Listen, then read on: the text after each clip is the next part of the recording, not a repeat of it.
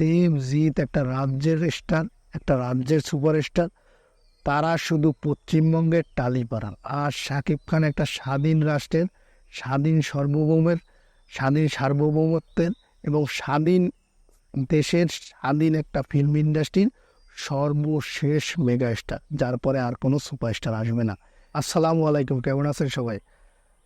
আমাদের বাংলাদেশের একজন স্বনামধন্য পরিচালক, যদিও বর্তমানে তিনি ইউটিউবিং করেন, তিনি নিজেও তার পরিচয় দেন তিনি একজন ইউটিউবার, মালেক আফসারী স্যার। বিশেষ করে তার নির্মিত সালমান শাহকে নিয়ে এই ঘর এই সংসার, মান্নাকে নিয়ে আমি জেল থেকে বলছি, এবং শাকিব খানের সঙ্গে মনের জ্বালা ছবিটি সর্বশেষ পাসওয়ার্ড ছবিও সুপারহিট ছিল। কিন্তু বিশেষ করে এই তিনটি ছবি আমি বহুবার দেখেছি, আমি নিজেও একজন তার ফ্যান। কিন্তু সে সম্প্রতি একটা তার ইউটিউবের একটা ভিডিওতে সে বলেছে যে দেবজিতের এখন আর কলকাতায় কোনো মার্কেট নাই, এখন এসবিএফ বাংলাদেশের শাকিব খানের সাথে হাত মিলিয়েছে, শাকিব খানের কাছে ভিড়েছে, যে এখন এসবিএফ শাকিব খানের মুখাপেক্ষী হয়েছে।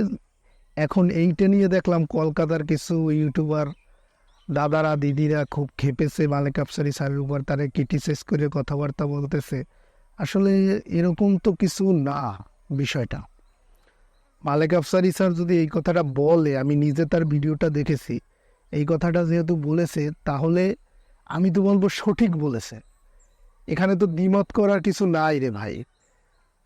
আপনারা যে কলকাতার দাদারা বা দিদিরা যে এখানে দ্বিমত করছেন আপনাদের বিভিন্ন ইউটিউবিংয়ে, ভাই জিৎ আর দেবের ছবি আমরা নিজেরাও ছোটোবেলায় দেখেছি। ওই কেরেস আরও বহু বড় বছর আগে শেষ হয়ে গেছে। কলকাতায় নিজেদের রাজ্যে, তাদের টালিপাড়ায় নিজেদের রাজ্যে তাদের নিজেদের সিনেমা তেমন একটা চলে না। ওখানে হিন্দি ছবির দাপট, সালমান খান শাহরুখ খানের দাপট, তার পাশাপাশি দুই একটা বাংলা ছবি যা চলে তা হইল আর্ট ফিল্ম, এর বাইরে কোনো সিনেমা চলে না। বিশেষ করে দেব বা জিতের ওইরকম কোনো ছবি তো এখন পাবলিক নেয় না। জিত লাস্ট চেঙ্গিস করলো, মুম্বাইতে প্যান ইন্ডিয়ান হিসাবে রিলিজ দিল, সেটার ফলাফল কি আমরা সবাই জানি। আর শাকিব খানের সিনেমা মানেই যে বাংলাদেশের জন্য কি সেটাও আমরা সবাই জানি। শাকিব খান যদি একটা বস্তা পচা সিনেমা করে, তার জন্য প্রথম 3 দিন অন্তত হাউসফুল যায়। কারণ শাকিব খান নামটার উপরেই, মানে নামটার যে প্রভাব সেটার উপরেই হল মালিকরা যে টেবিল কালেকশন দেয়, তাতেই ছবির বাজেট, টেবিল মানি যে পায় প্রযোজক, তাতেই ছবির বাজেট উঠে যায়। একটা নর্মাল বাজেটের সস্তা ছবিও যদি শাকিব খান করে, আর সেখানে যদি অনেক বড় বাজেটের ছবি করে, তাহলে তো কোনো কথাই নেই। সেখানে প্রিয়তমা 41 কোটি টাকা গ্রোস সেল করেছে, সেটা প্রযোজনা প্রতিষ্ঠানের কথা, ঠিক আছে। এরকম একটা বিষয় তো দেবজিতের কাছে স্বপ্নের মতো, কল্পনার মতো, ঠিক আছে। আর ভাই আমরা তো এই তুলনায় যাই কেন ভাই, আমরা অনেকেই দেখলাম দেবজিৎ সুপারস্টার, হ্যান ত্যান ইত্যাদি ইত্যাদি শাকিব খানের সাথে কম্পেয়ার করে। আমি তো এই কম্পারিজনে বিশ্বাসই করি না। আমার সোজা সাপটা একটা কথা, দেবজিৎ আমিও তাদেরকে পছন্দ করি ভাই, তারা একটা রাজ্যের হিরো, রাজ্যের সুপারস্টার, একটা, তারা শুধু পশ্চিমবঙ্গের সুপারস্টার একটা রাজ্যের।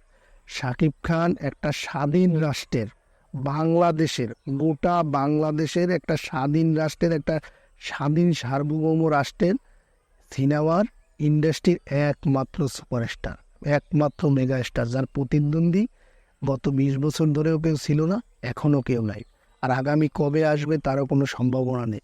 সেই রকম একটা হিরো, যার একমাত্র, যার সিনেমা ছাড়া দেশে অন্য কারো সিনেমাই চলে না, সেই রকম একজন মেগা স্টারের সাথে একটা রাজ্যের সুপারস্টার, একটা অঙ্গরাজ্যের, ভারতের একটা প্রদেশের, পশ্চিমবঙ্গের একজন একটা নায়ক, দুইটা নায়কের সাথে তুলনা দেয়াই আমি মনে করি বোকামি। বাংলা সিনেমার ইতিহাসে বর্তমানে সবথেকে বেশি পারিশ্রমিক নেওয়া থেকে শুরু করে বর্তমানে বাংলা সিনেমার একমাত্র নায়কই ওই রকম গ্রহণযোগ্য বা জিয়া কী বলে বাজার কাটতি, সেটা একমাত্র শাকিব খানই, এছাড়া কোনো নায়ক নেই। সম্প্রতি আমি অঙ্কুশের একটা ভারতীয় যে নায়ক, যার সম্প্রতি মির্জা সিনেমা রিলিজ হয়েছে, অঙ্কুশের আমি একটা ইন্টারভিউ দেখলাম।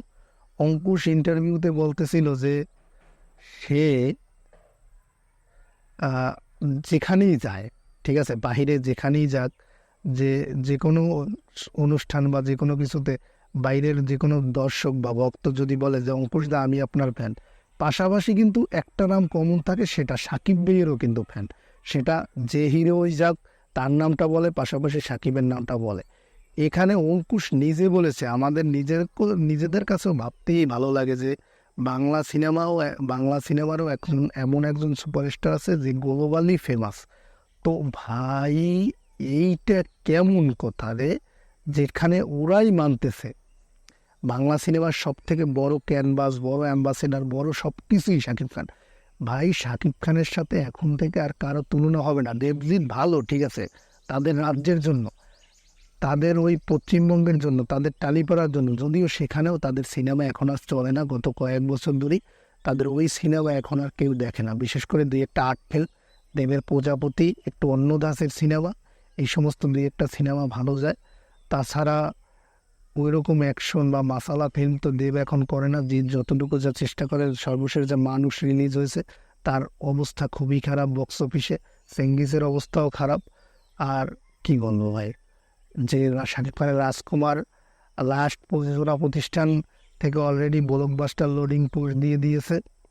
তো এখানে দ্বিমত বা করার কিছু নেই। আমি মালেক আফসারি স্যারের কথার সাথে সম্পূর্ণভাবে একমত, যে মালেক আফসারি স্যার যেটা বলেছে সেইটাই, যে সবাই এখন শাকিব খানের অনুকূলে।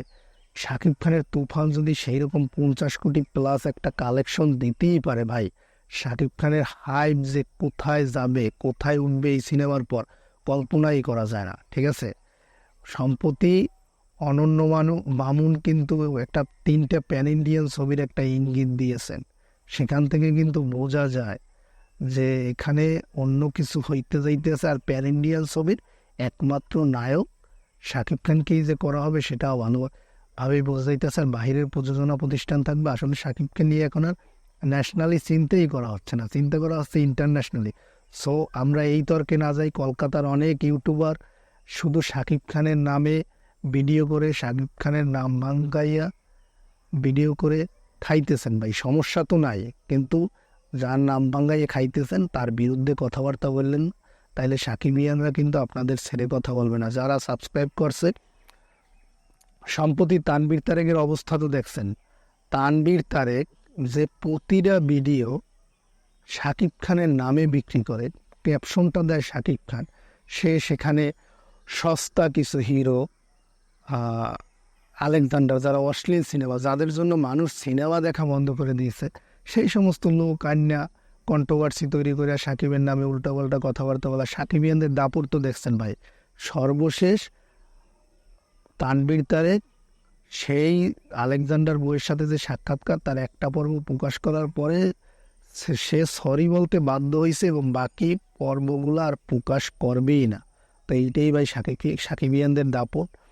এই দাপটের জোরে এত চড়াই উতরাই, ব্যক্তিগত কোন্দল ঝামেলা পার হয়েও শাকিব খান আজও স্তম্ভের পিলারের মতো দাঁড়াই আছে মাথা উঁচু করে। এটা শুধুমাত্র নিখাত ফ্যানবেজের কারণে। এরকম ফ্যানবেজ বাংলা ইতিহাসে, বাংলা সিনেমার ইতিহাসে কোনো হিরোরই নাই, কোনো হিরোই পায় নাই। সো সেই ছোটোবেলা থেকে শুনতেছি অমুক নায়ক আসছে শাকিব খানের দিন শেষ, তমুক নায়ক আসছে শাকিব খানের দিন শেষ, দেবজিতের ছবি বাংলাদেশে মুক্তি পেয়েছে শাকিব খানের দিন শেষ। বা দিন শেষে সেই হিরোদের খবর বা সেই হিরোদের পাত্তা পাওয়া যায় না। কিন্তু শাকিব খান এখনও সেই একই জায়গায় আছে, দিন দিন নিজেকে অনন্য এক উচ্চতায় নিয়ে যাচ্ছে। সো আমরা এই সমস্ত কথাবার্তা না বলি, অমুক আসছে তার দিন শেষ, তো অমুক আসছে। আর শাকিব খান এমন একটা জায়গায় পৌঁছেই গেছে, এখন তার রেসপেক্ট দেওয়া উচিত। এখন তার সেই রেসপেক্টটা প্রাপ্য যে এখন অন্তত আর তার সাথে কাউকে জড়াইয়া ক্রিটিসিজম করার। অনেকে দেখলাম আফরান নিশোর 2 সিনেমা, সেটা নিয়েও শাকিব খানের দিন শেষ। আরে ভাই, সেই দিন বা দিন শেষ হওয়ার মতো কোনো পরিস্থিতি বা অবস্থা তৈরি হয় নাই। আফরান নিশোর বয়স কত ভাই? আফরান নিশো 22, 23, 25 বছরের কোনো যুবক? আফরান নিশো উইকিপিডিয়ার তথ্য অনুসারে আফরান নিশো আর শাকিব খান প্রায় সমবয়সী, 1 বছরের তফাৎ আছে দুইজনের ভিতর। তো শাকিব খান যে বয়সে নিজেকে অনন্য উচ্চতায় নিয়ে গেছে, আফরান নিশো সেই বয়সে কেরিয়ার মাত্র শুরু করছে ভাই। বুড়ো বয়সে এসে 2 একটা সিনেমা করবে, ভালো করবে, ভালো অভিনেতা, তার জন্য একজন মেগাস্টার সুপারস্টারের সাথে তার তুলনা দিতে হবে ভাই? কেন? এই সিএম আসছে শাকিব খানের দিন শেষ, আরিফুল শুভ আসছে শাকিব খানের দিন শেষ, বাপ্পি আসছে শাকিব খানের দিন শেষ, সাইমন আসছে শাকিব খানের দিন শেষ।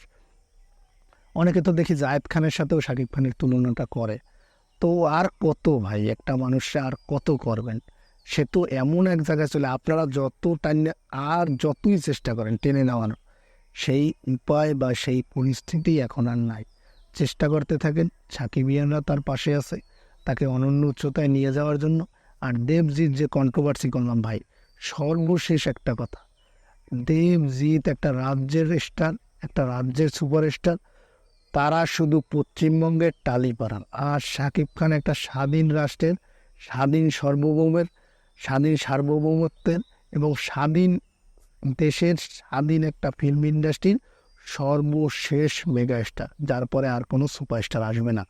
এবং তিনি বাংলা সিনেমার বর্তমানে 2024 সালে আজকে দাঁড়াইয়া বাংলা সিনেমার, এপার বাংলা ওপার বাংলা নাই, বাংলা সিনেমার সব থেকে বড় ক্যানভাস শাকিব খান, যার নামে সিনেমা হল চলে, যার সিনেমা আসলে বন্ধ সিনেমা হল খোলে, যার সিনেমার টেবিল মানি নিয়েই প্রযোজক টাকা ফেরত পায়।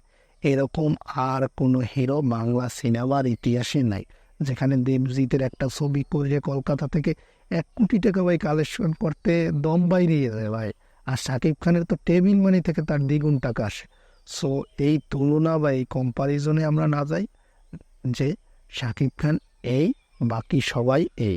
সো আমরা এইভাবে দেখি, চিন্তা করি, শাকিব খানের বাংলা সর্বমোট যে কথাটা, বাংলা সিনেমার ইন্ডাস্ট্রিতে শাকিব খানের কোনো প্রতিদ্বন্দ্বী নাই, সেটা ওপারে হোক আর এপারে হোক, Shakib Khan is one and only. জানি এই ভিডিওর নিচে অনেক উল্টোপাল্টা কমেন্ট আসবে, ঠিক আছে, অনেকের আমার কথা পছন্দ নাও হইতে পারে, পছন্দ না হইলে যে দেখার দরকার নেই, এড়িয়ে যাবেন। তবুও ভিডিওটি যদি সবার ভালো লেগে থাকে, যাদের ভালো লাগবে তারা সাপোর্ট করবেন, ফলো করবেন, সাবস্ক্রাইব করবেন এবং সবাই সবার জন্য দোয়া করবেন। মালেক আফসারি স্যারের মতো। আসসালামু আলাইকুম।